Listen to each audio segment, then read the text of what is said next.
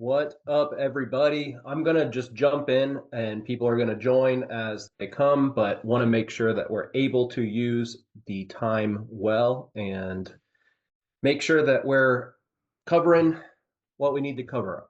On this training, we will be going through how to maximize our time and energy and effort. And I want to make sure that each of you who are here, who are looking to grow and looking to find different ways to take your business to the next level in 2025, have some clarity around important ways that you can begin doing that.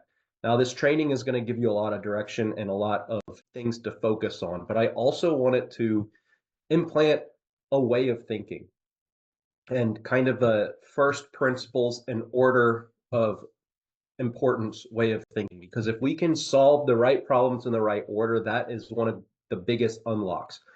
And a great framework of how to know what to solve when is what takes me the most time or what gives me the most output, and how can I organize my day to day and my business in a way to where I'm always maximizing the effort and investment I'm putting in anywhere. So without further ado, I'm going to share my screen and we're going to look at these slides together. The built right path. So for those who have been absorbing my content for a while, this may be familiar. For people who don't know anything about our content, and this is kind of the first little jump into it, this is going to look like a crazy picture. But I will walk you through it real quick because I think it's actually a really good illustration of what we want to do, not just with our marketing and sales, but in addition to that, with the way that we're working on building any processes and systems within our business. So in this example, we have the traditional sales and marketing funnel. And most of that means a cold lead starts and comes in, and they're going to come in from Facebook ads or Google ads or SEO or Home Advisor or knocking doors, whatever. And then those leads, some of them become appointments with the right effort. What's the lead to appointment ratio? That would be like the number that we want to measure there. From appointments, some of them are going from appointment to actually making a decision. So they're giving you a yes or no. So they didn't just ghost you. And then only some of them are turning into an actual re-roof. And the thing that I want to point out here is this takes a lot of time, energy, and money. There's usually a lot of money and time associated with even just generating the lead and getting that information, the contact info, the conversation at the door.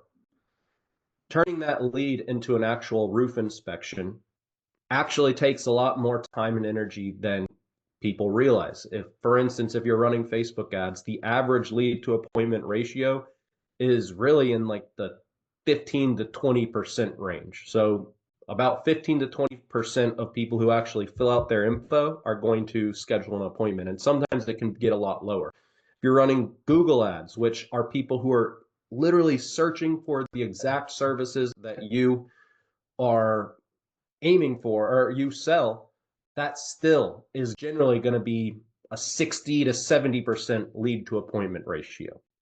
And then from there, we need to make sure that we established enough of a rapport and enough of a relationship to where they're actually going to give you the yes or no on whether they want to work with you, instead of just ghosting you and you not knowing what decision or what route they went. So there's a lot of resistance at each of these phases and a lot of effort. Now, I do think that you should still have a piece of your business, a piece of your marketing strategy that is focused on this process. It's a tough process. There's a lot of resistance. There's a lot of money and energy that's spent into it, but it's necessary. That said, once we've gotten here, we want to have a very clear and organized way to create this. And this is called a marketing flywheel or a sales flywheel. In this scenario, you worked very hard. You spent a lot of money. You spent a lot of time. to get this re-roof.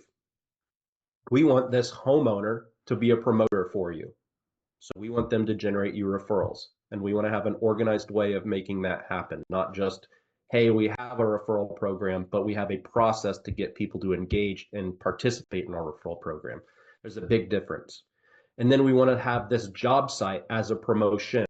There's a lot of attention already going towards the job site, and we want to do everything we can to convert that attention into opportunities for people to reach out and ask you to do an inspection. So this job site being a promotion and this homeowner being a promoter gets you in front of new strangers who become prospects, and you get an appointment out of them. Then some of them will say yes, they want to work with you, and you get a customer, and then the cycle continues, because that same customer that you sold now, the job site becomes a promotion and the homeowner becomes a promoter, and so on.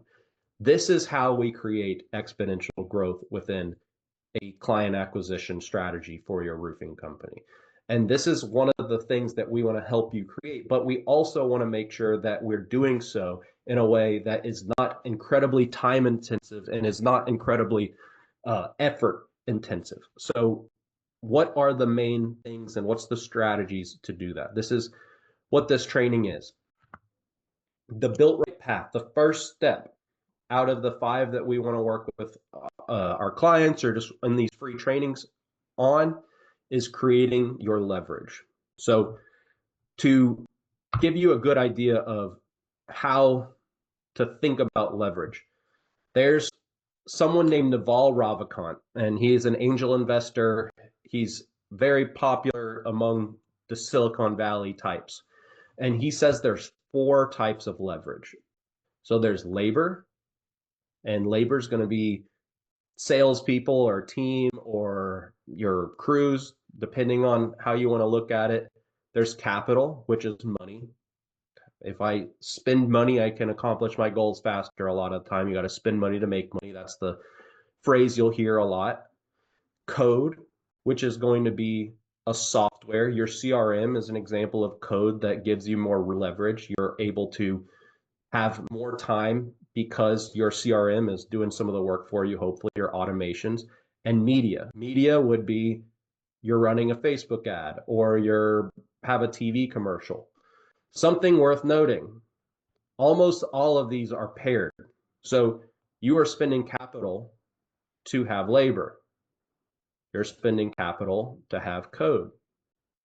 Not always, but oftentimes they're spending capital to have media. So we want to think of how are we combining these different types of leverage in a way that maximize the growth and the time and investment that we might be making. So a good way of looking at it is going to be when you're trying to grow, the first thing we want to do is get more out of our time. So you may be doing all the work, you might be doing all the sales within your business. That doesn't mean that you immediately go to labor and start investing in team. I want to get you there, but I want to make sure that we're doing that in a way that is actually getting you more. So one of the big places that I like to focus on is you're already spending time going to inspections, and you're already spending time on the builds, and you are already delivering a great customer experience. If you're not, then you probably should work on that. So we're already doing these things. Check, check, check. So if we're already running inspections, we already have a presence on build day, we already are delivering a great customer experience, then one of the best things we can do is find how can we turn inspections into an opportunity to get more inspections. We're already there. We're already spending that time. There's not really a way around that. How can we get more out of it? So at the inspection, we want to look, how are we getting neighbors? And we'll cover a little bit more on that, or if you're in the school group, you can watch some trainings. But I encourage you to think of, at the inspections, how are you getting neighbors? How are you finding an excuse to interact with the neighbors, and acknowledge that they're stakeholders in this project. If you are inspecting a roof on 123 Main Street, one, you know a lot about everyone on 124 Main Street, 125 Main Street, but in addition to that, people might already be noticing you. There already is attention on that truck that's there, the roofing truck, and we want to make sure that we're converting that attention into opportunity. So what processes do we have here? Once we have strong processes here, we want to make sure on build day we have strong processes here. So once again, how are we getting in front of neighbors here?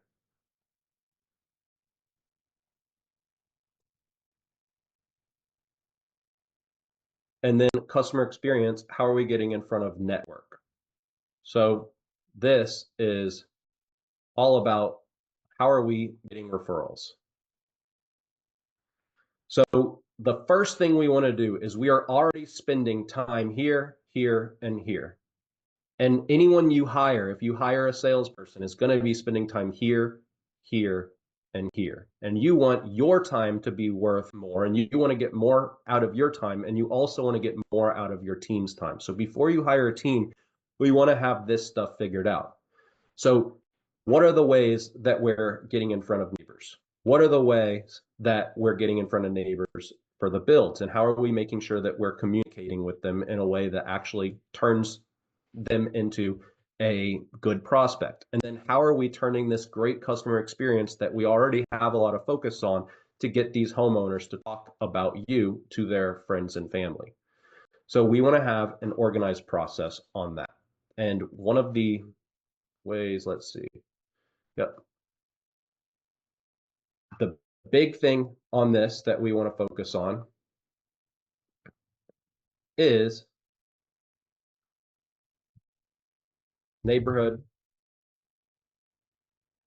marketing and referral systems. I don't know why that. So neighborhood marketing. The tools we have, we can use direct mail. We can use canvassing / door hangers. We can use communication strategies. So like this is basically how are we getting homeowner to introduce you, neighbor, and we can use social media. So these are the things that we want to look at and deploy within our sales and production process. So at the inspection, we might want to send a piece of mail that says, we're in your neighborhood checking out your neighbor's roof. 15 minutes before the inspection, we may want to show up and put some door hangers out and write a little note on the door hangers that says, we're checking out Susie's roof. Just wanted to let you know why we're here. If you need anything at all, just let us know. Communication. We may want to let the homeowner that we're working with know, hey, I'll be in the area. There's a chance I might be using a drone, and I just want to make sure that the neighbors aren't surprised by the buzzing. So if you have a group text message and could just let them know I'm out here doing a roof inspection for you, that would be great. Social media. We might want to go live while we're checking out the roof and talk about the fact that, hey, we're on Main Street and we're checking out this roof, and I just found this terrible flashing, and I look around and I actually see a lot of these other neighbors have it. It's a shame, and use it as a little chance to talk about a lesson. So these are kind of some things that we can deploy, the different tools we have that we can use at different points in our sales and production process, because we're already going to be doing the inspection. We're already going to be at the build. If we're at the adjuster meeting, there's opportunities here. We're already going to be doing these things. How can we use the fact that we're in this area as a way to get in front of new people? And then from there, referral process. We want to ensure that it's not enough just to have a referral program. It's not enough just to have, hey, $250 if you send us a referral. Instead, we need to think of how we need to put ourselves in these homeowners' shoes and think, how can we use this great customer experience that we provided them, and how would they get that in front of people? And the answer is usually getting them to talk about you rather than getting them to send you someone that they know, because they don't know people who need a new roof off the top of their head. But they likely do have people that would listen if they had something to say about a solid roofing contractor. So how can we incentivize them to talk about you to their networks and peers? So networks, social media, peers, neighborhood / community groups or forums. So this would be a Facebook group, next door, something like that, like the community group. I used to live in Oak Forest, the Oak Forest homeowners group. If they can post about that, they might not even know everyone, but they're also a peer within that group, and that is added credibility and authority. On their social media, they have friends and family who are likely in the same city, and if they post about the amazing experience they had, that is a activity that we can incentivize them to do that will generate you referrals. So this is where we like to focus first on creating leverage. Before we go all big on, let's spend more money on ads, let's get more out of our CRM, let's figure out how to do that perfect dance on TikTok that will get everyone to call you and want to work with you. Doesn't really exist, right? We want to just focus. What are we already doing and how can we get more out of it? Once we've done that, that is when it begins to make sense to hire a team to do this for you and to delegate this. That will require capital, that will require labor. We probably will utilize code in some of these strategies in communication. Rather than just having a text that we know to send, we might want to move towards automating that text now. On social media, we might want to make a post or go live and then boost the post a mile radius around the address or in the zip code that we're in. On direct mail, we might want to automate that so that you're not having to go manually find the addresses and submit this. So the leverage comes in and will become a part of this, but the first thing is just identifying what and where to create the leverage. The last thing you can and should do is hire someone and then figure it out as you go. That doesn't mean that there's not a time and place for that, but if you want someone to come in and actually generate new revenue for you, then you want to have the path to doing that as clearly laid out as possible. So this is one of the ways that we can do that is we already are in neighborhoods, we're already doing inspections, we're already spending time on build day, we're already running adjuster meetings if we want to have that added. And then we're also already working hard to make sure our customers have a good experience. How can we get more out of that? So that is one of the big things we want to do in regards to the built right path. And to go through leverage, this is neighborhood marketing, this is referral generating, this is an exponential growth curve. So not to get too nerdy, but exponential growth, hockey stick growth, that is what everyone wants. That's what everyone is chasing. That's what people are trying to sell you over and over again. You see the ads. I guarantee that I'll get you 30 new roof replacements over the next 90 days or you don't pay. If you added 30 new roof replacements on top of what you're already doing, that may, depending on what your size is, look like exponential growth. The problem is for the most part, no one is actually going to be able to do exponential things for you. You can have someone run ads, but is that automatically going to create exponential growth? No, there's too many variables. What we want to do is create mechanisms for exponential growth. So rather than following and trusting someone else's mechanism that sometimes will work, sometimes doesn't, we want to have a net mechanism that we own. That doesn't mean that we can't replicate it or have someone else help us create the mechanism, but we don't want to rely on other people. Because frankly, if there was this magic ad that would completely transform your business, then every person in the roofing industry would find it and it would have no novelty anymore. The reason the people who grow are able to grow is because they're getting good at getting more out of what they do and then delegating that to have an additional layer of leverage and then running ads to bring more opportunities into that machine. It's not the other way around. So we want to create mechanisms, going back, mechanisms for getting in front of homeowners at the inspections and builds, mechanisms for getting homeowners to generate referrals for you and take referral generating activity. We want to have a path to do that. Because if we do have a mechanism to do that, we can leverage compounding growth in a pretty amazing way. If you, at some point, if you remember back in the day where you got forwarded emails and email threads, or when Facebook was less an advertising platform and more just sharing weird random stuff, you probably have heard of this example, the double a penny a day example. In this example, the person has a mechanism, a process for turning 1 penny into 2, for doubling a penny.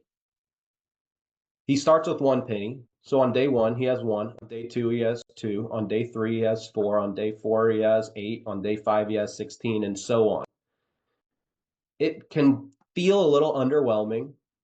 Day 1, 1 penny. Day 6 or day 7, 64 cents. Huge multiple, but not a lot of growth. The nice thing is we're doing $10,000 or $15,000 re-roofs. We're not starting with just a penny. But in this scenario, day 1 to 7, he goes from 1 penny to 64 cents. Day 8 to 15, he goes from $1.28 to $163. Day 16 to day 22, $327 to $20,000. Day 23 to day 30, he goes from 41,000 to 5.3 million.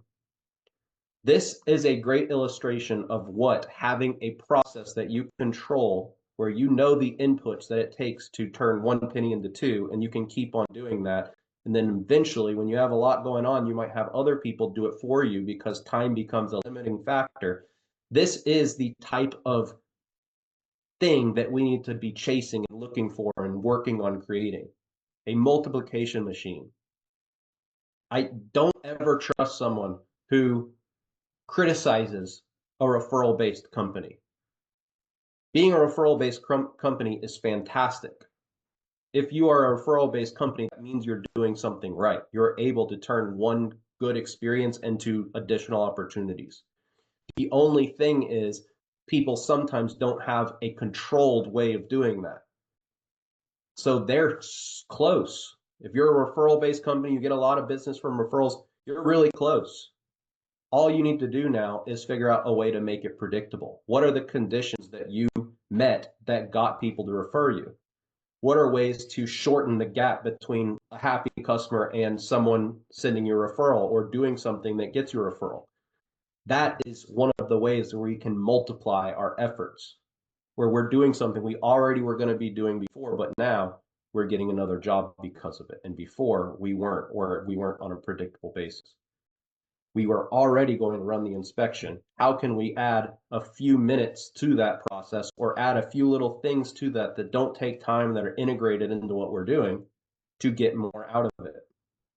And that's the kind of thing that we want to focus on. And in 2025, I highly encourage you to do that because ad costs are rising. If you are trying to get ranked on Google, they have not opened more spots for first page rankings, but there are more people who are trying to get first page rankings. If you're trying to run ads on Google, there's not really more spots that are going to get a high volume of clicks, maybe a few more, but really not a whole lot. But there absolutely are more people and more money and larger budgets that are coming in that you're competing against. On Facebook, you know how much you get advertised to on Facebook. There's more and more and more people trying to get in front of that same group of people that you're trying to get in front of. And the thing is with Facebook, sometimes it's the other roofing companies, but you're also competing against the skincare companies, the e-commerce companies, any other advertiser that could potentially see that homeowner as a good client for them is also trying to get in front of them. And that's getting more and more and more. So there's competition rising in massive ways. We need to find where we're the most relevant. We want to find where we're already working and trying to get more out of that rather than going on the outside and obsessing about generating more leads up here. This is not your path to growth. This is a small piece of growing, but it is not the way you're going to grow. This is the way you're going to grow. This is meant to simply fuel and escalate this. But if you're not doing this and you're only doing this, you are leaving so much money on the table and you will not survive. I'm just saying. So make sure that you are putting the right amount of focus here. This is where your focus and your attention and your time and your process creation is going to go so much further. It is not trying to increase your lead to appointment ratio from 60% to 70%. That's a good bump, but that's not as exponential of a strategy as making sure that you're getting a few inspections around every job you're doing and making sure that you're getting referrals from every client that you work with.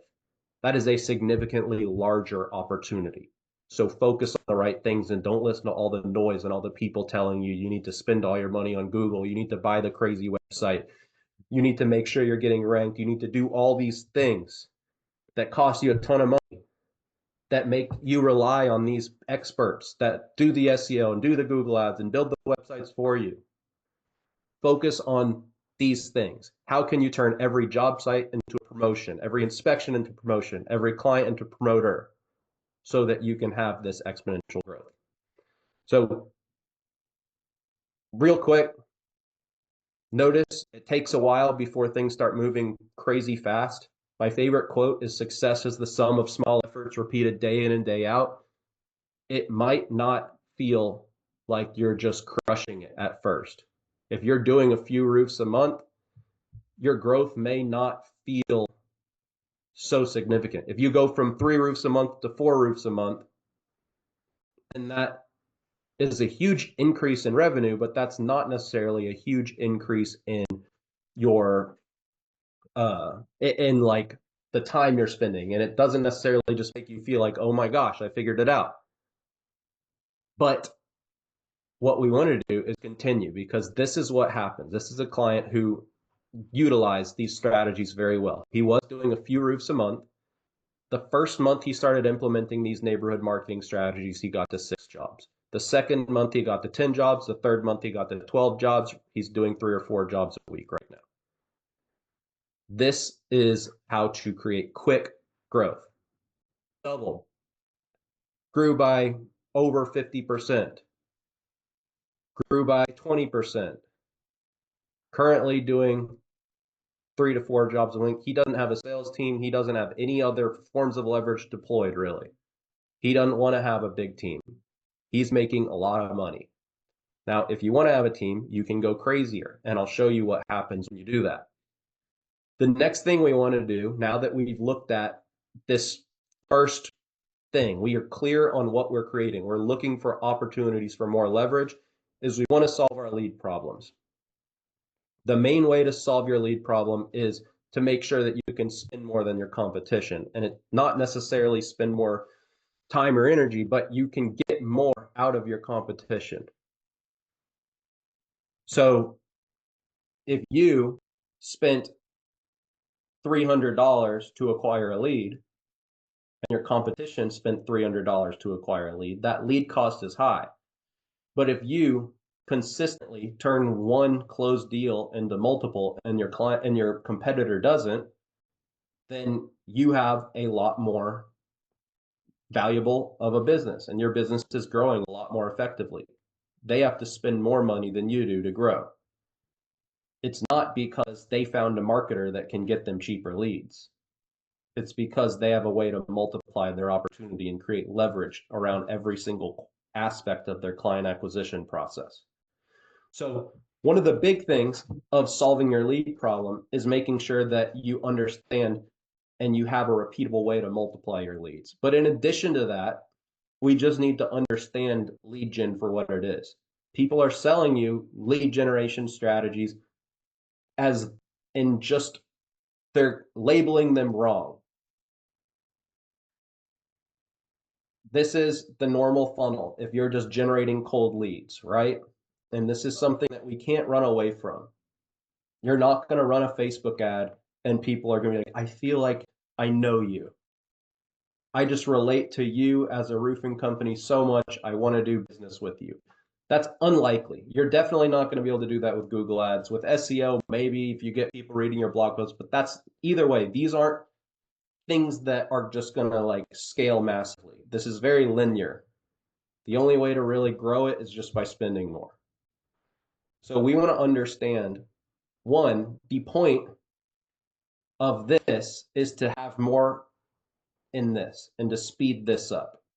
So if we know that and we are very clear on this process, we have a repeatable way to do this. It's all set up. We know it's going to happen. Then we really just need to understand the different things that we're doing. When is our lead generation strategy a marathon? What are things that we just should be doing on an ongoing basis to increase the baseline of leads that we're getting? And when should it be a sprint? And do we have playbooks for each? Do I have clarity on what to be doing on an ongoing basis and ways to make sure it's getting done? When I need an influx of leads, do I have a way to do that? Is it always going to be time and money? For the most part, yes. So this is little deposits of time to get long-term results. This is more leverage, but you're still spending time. This is going to be outsized effort. You will be putting way more effort into a sprint. You will be putting way more effort into that or way more money into that. But both have a time and place. We just need to know that if we are going to put this outsized effort into this, then we need to know and be confident in this portion of our client acquisition. So examples of things that we can be doing on an ongoing basis. Top zip codes. If you have a few zip codes in your market that you know are some of the best zip codes to do work in, running a Facebook ad and just an ongoing Facebook ad to where you're spending maybe $5, $10 a day just to kind of brand yourself in that area, definitely worth it. Definitely worth sending some direct mail to these people, the highest income people in these zip codes on an ongoing basis, maybe a monthly batch of mail. So they're seeing you over and over again. Definitely worth your time to post on social media and to make sure that you're consistent and you are branded, your personal brand. You are the roofing guy or girl. SEO, it is worth it. I'm not dogging on SEO. It's just a matter of what SEO does for you. Is SEO your main source of leads? Will it be within the first 2 years of you starting SEO? No, probably not. It doesn't matter what people tell you. Reality is there's a lot of competition and SEO takes time. So these are small deposits that we make on an ongoing basis for future returns. These are, I want to compress how long it takes me to generate these leads.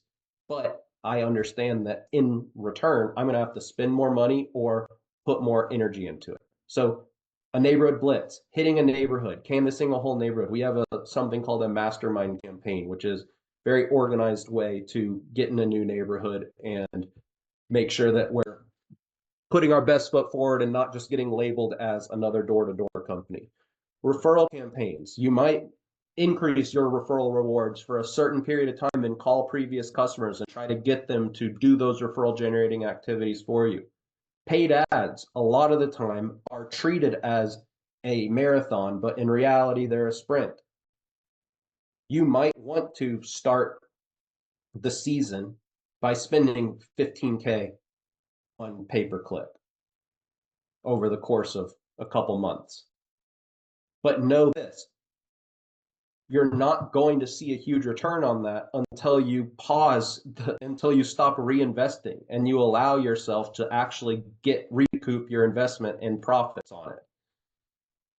So we want to make sure that we are doing these things, but we also want to make sure we understand why and when. If you spend $7,500 a month on pay-per-click ad spend for 12 months, you'll definitely see a return and you'll have made money, but you also will be spending a lot of the profit that you made back into running more Google ads. And that's what happens when you are stuck with this linear path, when all your focus is, I'm going to just get more people here, turn them into appointments, turn them into decisions, close them, and then I'm going to start over. Because you just have to continue reinvesting to grow. We want to create processes to where that's not the case. So this is an example of the mastermind campaign. Leave Behind's worked great so far. 1 led to 5 jobs. It's crazy how much this stuff works. But he spent hours and had to jump. He had to go right after a storm. He went into a new neighborhood and spent a lot of time and energy in this area, but he got some good jobs out of it. Is it something he can or should do every day or even every week or even every month?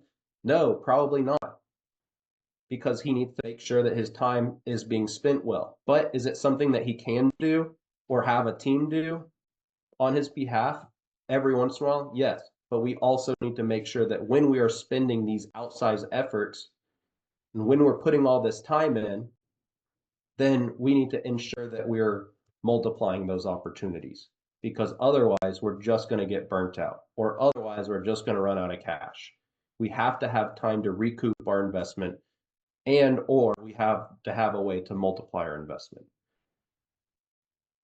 If it was as simple as running a Google ad and you would have an amazing roofing company, then everyone would be running Google ads.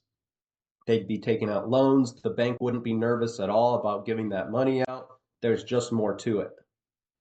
So we need to make sure we understand lead generation and have a process for multiplying our leads, because over time you won't have to do many of these sprints.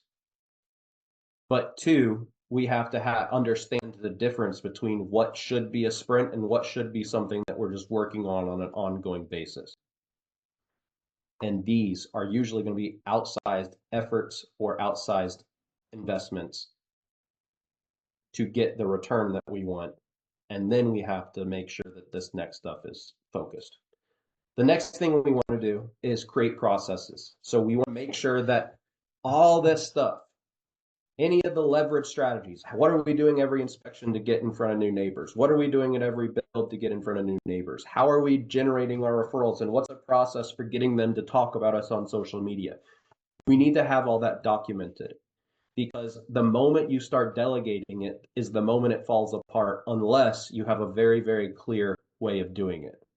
You may be really good at getting referrals as the owner, but expecting your salesperson to come in and be just as good at getting referrals is not realistic unless you're able to show them exactly what you do to get referrals. And that's one of the things we need to look at, is how can we reverse engineer what's working and document it so that we can properly bring on a team and delegate it. Because we want this to be the biggest way we're growing. We want this flywheel to be the way that we're growing and scaling the company. In order to make sure that's happening on a repeat basis, we have to have stuff like this.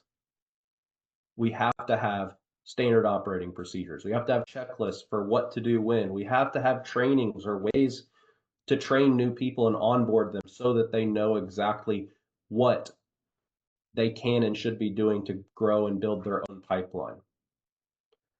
And in these strategies, well, we talked about that already. In these strategies and creating these processes, we have to make sure that they're either proven. That means someone else has gone and done the work to validate these, or you've proven them and validated them. And even if someone else has gone and done the work to validate them, you still should be able to speak from experience when you are delegating these and showing them exactly what to do when, because there's nuance to everything. So make sure that we have an actual company that's built on processes and procedures and organized ways of doing things. If it all lives in your head, it's not scalable. So get it out of your head, turn it into processes, turn it into things that are happening on an ongoing basis. The places to start, because we need to make money. We're not starting a process by this is how you do a roof takeoff. I'm not saying that's a bad thing to do and something you don't maybe need, but it might not be the first place to build a process. We need lead generation strategies, neighborhood marketing strategies, and referral generating strategies as some of the main places that we are putting in that effort, because these are the things that are going to clearly drive revenue. Once we delegate these things and we have these things organized and systematized in a really good way, then you can confidently bring on a salesperson, onboard them, show them the curriculum, show them the checklist. This is what you do at the build. This is what you do the inspection, have the SOPs on how this works and why it works. And you can confidently know, okay, they know the inputs to get the outputs I'm wanting. And you can hold them accountable to these lead indicators rather than just the outcomes. Because if you know they're doing this stuff, but they're not getting the outcomes that you want, then you need to dive in and figure out what are they missing. And you have some more clarity on how to help them. But if your only thing you're measuring them on is, hey, sell more roofs, hey, I want you to go sell some roofs, and then you don't have clear ways of teaching them how to sell a roof, you don't have a clear step on how to get out there, then you're setting them up to fail. And this is a review. It's one of the ways you want to look at it is he added more to our company's arsenal with a different approach and a proper roadmap on how to implement it. And he also said a plan without action is just a wish. If you plan to have a rep to sell more jobs for you, but you don't have an organized way of getting them to do it and getting them to actually take the action necessary, then it's not going to happen. So we need to make sure that we're organizing that. Building and training your core team. So if you already have a team, that's great. Once you've gone through this, once you're clear on where this fits in your business and where this fits in your business, once you've put the proper amount of work to turn this into a repeatable system to where you're consistently getting in front of new neighbors, you're consistently generating referrals. Once you have an organized way of doing that, once you have clarity on what lead generation and marketing strategies need to be executed when, that's when you can put a lot of your focus in building these processes so that you can hire your team. Because this is what happens when you hire your team. Say they have a process to get in a new neighborhood. So they put in this outsized effort, but then once they get this job, they have a way to multiply that. And you have 4 people doing that on your behalf. This is adding in labor. This is one of the main ways to add in labor as leverage once you have other things in place.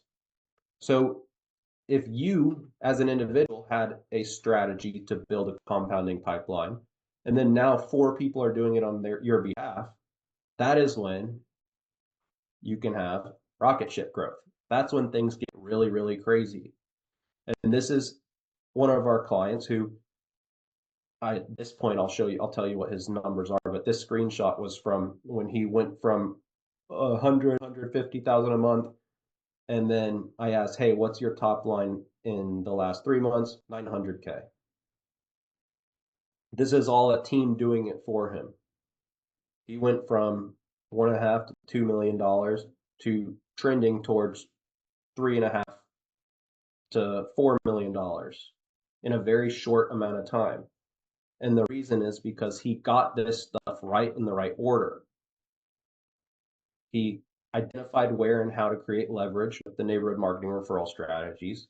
He got clear on how to generate a batch of leads to get everything started and seeded and what he should be doing on an ongoing basis. We created the process together. We hired and made sure the team was trained up, and he had very quick growth, more than doubling his sales. At this point, by the way, he's doing about 600,000 a month. So this screenshot was, I think, in maybe October. The last few months of the year, he really, really continued to grow and things took off for him. And that brings us to the last big phase. This is when making sure that we're going big on hiring a team and making sure that we do have an ongoing Google ad strategy and SEO strategy, and all those things begin to make a lot of sense. And the reason is because once we have a strong strategy to generate leads here, and we can pass them to a team, so we're kind of hands off, we have this, and then we have a team executing on our behalf. It's really just fuel in the fire at this point. If every single job is leading to the next 2 or 3 for each sales rep, then you can spend a lot of money and a lot of effort to get these initial jobs. So you look at Google ads at that point, or even Home Advisor, doesn't really matter. You could run through 3 or 4 Home Advisor leads before you get an appointment, and then still make a ton of money with this strategy, because you have a way to make one job worth a lot more than your average competitor. In this case, these are just ways to get in new areas, ways to start getting in front of new networks of people once you give them a great experience, ways to talk to new neighbors. So once we have all this stuff in place, it begins to make a lot of sense to scale everything, scale teams, scale marketing, make sure that things aren't breaking as we do it. And the way to make sure things aren't breaking as we do it is to follow a set path. Now, this isn't the perfect path, but this is one that I found works pretty well. So we have our 4 phases of growth that we like to work with our clients through. Phase 1 is foundation and scalable processes. So this is what we've been talking about. This is before we start spending a bunch of money on advertising. This is before we start hiring a bunch of team members. This is just making sure that we have everything in place to turn one opportunity into many, and that it scales and it doesn't break. Next is, let's run some ads. Let's scale one acquisition channel. So say we wanted to scale Google ads. Let's make sure that we're generating enough jobs from this to make sure that we can validate that, yes, I am turning these Google leads into additional jobs. So I'm closing the deal, I'm getting a referral, and I'm getting neighbors. Yes, okay. Now that we can say things haven't broken there, we continue to pour more money into that, and then we can invest in branding. So that's when it makes a lot of sense to get a billboard. That might be when it makes sense to do a TV commercial. And this is, you're going to be doing a lot of revenue at this point. That might be when it makes sense to sponsor that minor league baseball team and have your company's name out in the outfield. It might make sense to sponsor and put your advertising on a major league baseball team. There's in Houston, which is where I'm based out of, there's a company, Orange Elephant Roofing, I believe, that has their sign all over the Astro Stadium. So it's pretty crazy, like, what you can do and afford at this point, because nonlinear marketing is meant just to decrease your cost to acquire a customer with your linear marketing. nonlinear branding, things like that, is just meant to increase your status and increase the awareness of your company. So everything goes further. Phase 4 is scaling leadership and potentially bringing these lead gen strategies in-house. So how are we going to, instead of hiring an agency to run Google Ads for us, can we have someone who's dedicated full time to making sure our Google Ads working? And maybe who can do some social media stuff for us too. You'll have a lot more leverage with a client, with a employee that you control than you would with an agency. Because I don't care what they say when they say, oh, we have a team of 20 people, like you get access to an entire marketing department. No one is spending. You're even combined, your agency isn't spending 40 hours a week on your company. If you had someone that was, that would probably be pretty effective. But until we have all these other things in place, it doesn't necessarily make a ton of sense to invest your time and energy there, because there's places that it could be worth more. This is a client that is deep into the 4 phases of growth. I have 7 jobs going on today, had 3 yesterday, and a commercial job going on in the background, and I'm taking care of my daughter. He came to us and he was doing just $1 million a year in revenue before he started implementing these strategies. So this stuff works. This is how to create leverage. We just have to do the right things in the right order. So the right things in the right order. Find homework. Where can you get more for what you're putting in? Once you have that, and once you hopefully have created a flywheel and gotten organized on how, dive into the trainings in Skool, reach out to us, whatever you need to do, but figure out, how can I get this? Because if you don't have this, I promise you it's going to be a harder year for you than it needs to be. Because without this, it's harder to retain people. It's harder to recruit people. It's harder to grow. It's harder to invest in marketing. This unlocks a lot. Once you have this, let's make sure this is generating you leads, and let's be clear on what things we can do and when and where to spend some effort and time to get more opportunities and pour more people in this. Then let's build processes so that we can really have this stuff delegated properly and that things aren't just living in your head. Then let's train your team. Then let's scale with intention rather than just throwing stuff at the wall. If you can create this methodical approach to growing your business in 2025, I promise you, you can and will have one of the best years of your business. But we just have to focus on the right things, and we have to be disciplined, because no one can go out and execute this stuff for you.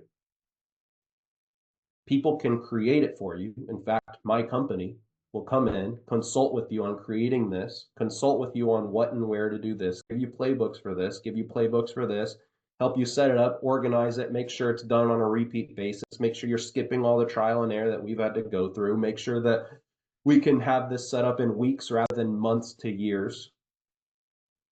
And once we have that in place, then we begin working through these phases. But with or without me, this is what you need to figure out, because no one's going to go out in the field and do this stuff for you unless you're paying them to. And if you're going to pay them to, you need to make sure that they're doing the right things. So my encouragement, my hope for anyone who watched this training and who's here is, make sure that you are putting in the right amount of focus and effort in the right areas in the right order. If you went all in on trying to figure out your lead gen strategy today, before you figured out how to multiply your leads, you are leaving money on the table. If you're trying to do a big hiring campaign, yet you don't have a flywheel strategy built within your business, then these salespeople are going to struggle more than they need to, and you're going to have trouble retaining them. If you have a sales team and you want to make sure they're doing very well this year, do this, build these processes, empower them with the right approach that they could take to build their own compounding vehicle within their own pipeline. That'll benefit them and you. Do the right things in the right order. So if you're here, go ahead and just figure out what you need to do to get this organized. Like I said, these aren't just going to be some big pitch, but if you do want us to kind of talk through getting this stuff set up, I'm happy to do that. We'll schedule one call, leave your card at home. It's not going to be anything to where we're pitching you. If it does make sense for us to talk about our partnership program, we'll schedule another call. But I'll make sure that we're just giving you as much value as we can on this call, if that's something that you want. So reach out to me. My number's all over. So reach out, message me on Facebook, email me, message me in school, whatever. But if you don't, that's fine. Figure out how to get this stuff organized and set up within your business, because this is the path to grow and scale predictably in 2025. It's not hiring the agency. It's not buying a bunch of leads. It's not hiring the sales team before you have this stuff in place. It's hiring the sales team after you have this stuff in place. So go ahead and do what you need to do. If you have any questions, this school community, this group is for you. Ask questions. We will do everything we can to over deliver and make sure that every minute you spend with us, you're getting an ROI on. And that's our commitment. So appreciate you. Thanks for being here, and we will talk soon. See you next week. Later.